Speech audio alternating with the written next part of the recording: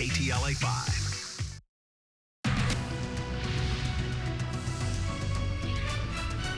Now at noon, there's been yet another attack on a Metro bus. Both drivers and passengers have been targeted. Now there are calls for more security. Thanks for joining us for the KTLA 5 News at noon. I'm Glenn Walker. And I'm Lou Parker. Last night's attack on a driver was the third violent incident on a Metro bus within a week. The driver is expected to be okay, and a suspect is in custody. KTLA 5's Kimberly Chang live in Santa Monica with more on the assaults. Kimberly? Hi, we're talking about 3 separate attacks on buses within a matter of days. We had one in Silver Lake in South Los Angeles, and now this one. This is the area of 5th and Colorado in Santa Monica. As you can see behind me, this is where a lot of buses tend to stop when they're not in service. Now take a look at this video from overnight. According to the LASD Transit Services Bureau, just before 2 a.m., a man who's possibly homeless approached a Metro bus and wanted to get on. The door of the bus was shut, so the suspect kicked in the glass door until it shattered.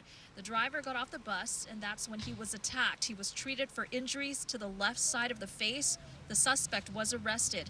KTLA spoke with a former Metro worker this morning. Listen to what he had to say about safety. I just got assaulted on the red line.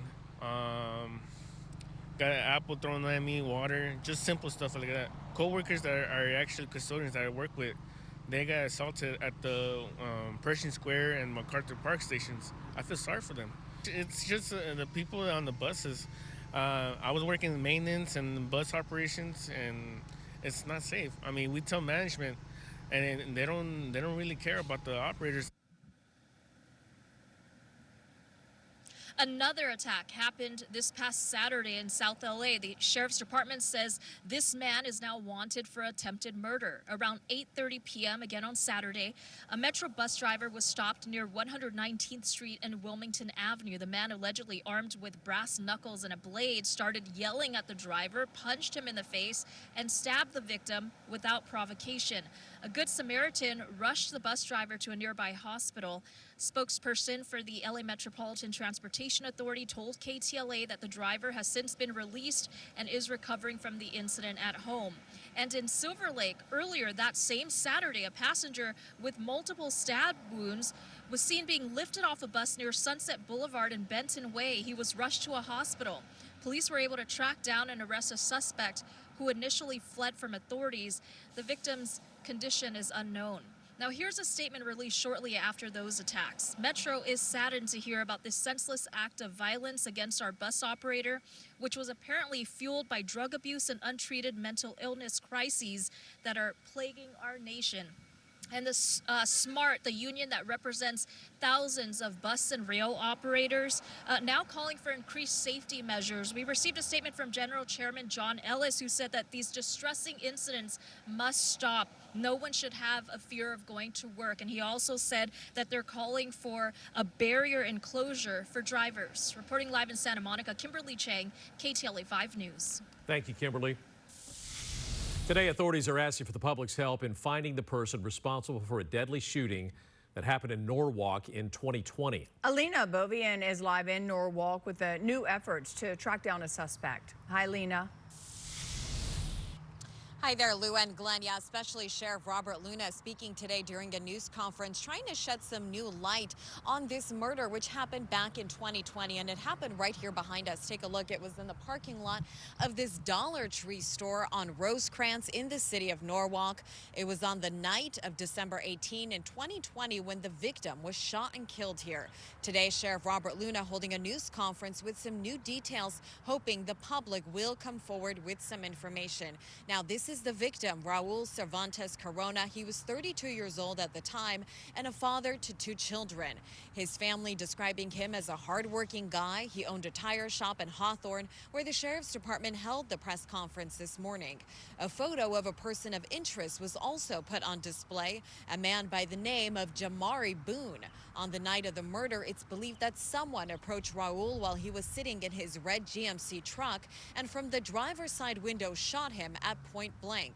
The sheriff's department calling this a murder in cold blood. They say the shooter fled in a light gray Kia Forte, possibly someone with the Ace of Spades tattoo on their right hand. Detectives also showing today a composite sketch of a possible second suspect.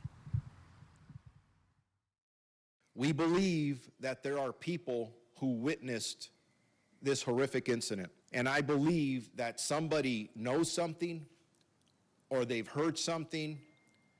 And what we are doing, not only on behalf of the Sheriff's Department and our community, but on behalf of the victim's family, to please come forward with information that you may have.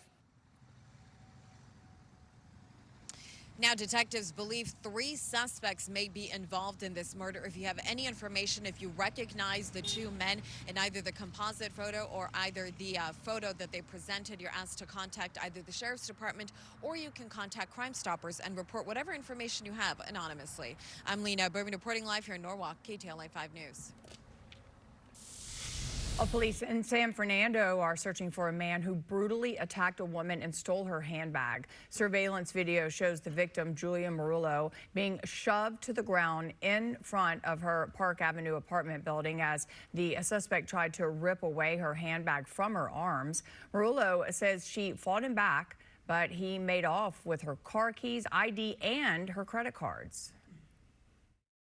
And my body just went into shock. I just kept saying, "What are you doing? What are you doing?"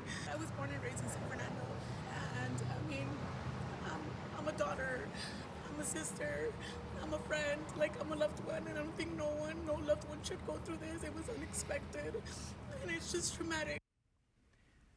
Murillo was left with a bruised knee. You can see there. If you have any additional information about this suspect, you are urged to contact San Fernando Police. The Los Angeles County Department of Animal Care and Control issuing an animal health advisory for dogs. Vets are saying to keep an eye on your canine companions after there's been reports of a potentially deadly bacterial disease. Jennifer McGraw live in Pasadena with more on this. Hi, Jennifer.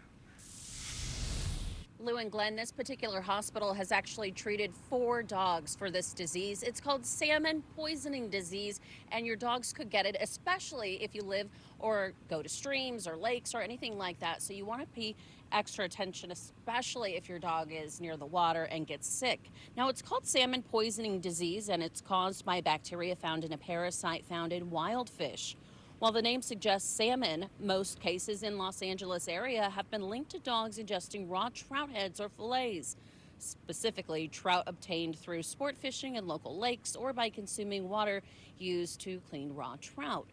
They could even get it from drinking contaminated streams. Dogs typically exhibit symptoms within 5 to 7 days after exposure.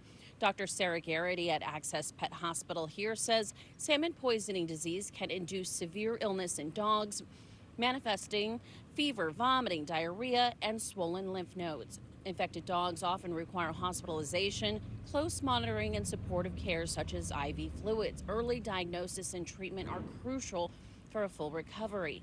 Of these cases, 2 dogs reside in Los Angeles County, while the other 2 are from San Bernardino County. Garrity says to never feed raw fish that you catch for your dog. Now back out here live, we're hoping to speak with the veterinarians who saved these dogs. 2 of the dogs here in Los Angeles County, they're doing fine, and so are the others in San Bernardino. But remember, if you don't catch this quick enough, it could be deadly. We are live in Pasadena. Jennifer McGraw, KTLA 5 News. All right, thank you, Jennifer. Well, law enforcement is warning SoCal residents about a spoofing scam involving local police departments. Officers with the Rancho Cucamonga Police Department say that scammers are hacking caller ID so the call appears to be coming from their department. These scammers then give fake names and badge numbers before threatening to arrest the victims on a fake warrant. Sometimes they ask for money to clear the warrant. Police say if you have information on the scam or if you've been a victim, to call the Rancho Cucamonga PD.